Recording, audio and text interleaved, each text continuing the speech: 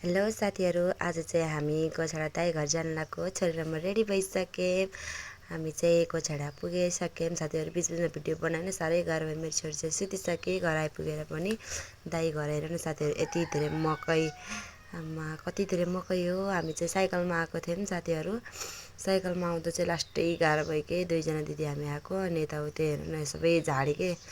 अनि पानी परिरहेको थियो साथीहरू, यस्तो बेस्तरी पानी परिरहेको थियो नि पुरा।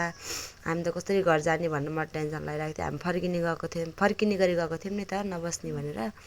अनि हामी चाहिँ त्यहाँ एकछिन बस्यौँ। अनि दाइहरूको रुम हेर्नु न साथीहरू, कस्तो राम्रोसँग सजाउनु भएको छ है, कति राम्रो देखेछ। मेरो छोरी सुती थिएन। अनि फेरि उठेर पनि भान्जी र मेरो छोरी चाहिँ खेलेर बसेपछि, मेरो छोरीलाई चाहिँ गुडिया देखेर कस्तो डर लाग्छ कि साथीहरू। गुडिया देखेपछि त रोइहाल्ने। गुडिया खेलाउने बानी नै पराएन कि मेरो छोरीलाई। अनि चाहिँ भान्जी हेर्नु पचसच गरेर बसेपछि हामी चाहिँ एकछिन बस्यौँ। त्यसपछि हामी घरतिर लाग्यौँ। दिदीले मेरो छोरीलाई अगाडि अनि भान्जीलाई पछाडि राख्नुभयो। म चाहिँ झोलासोला बोकेँ।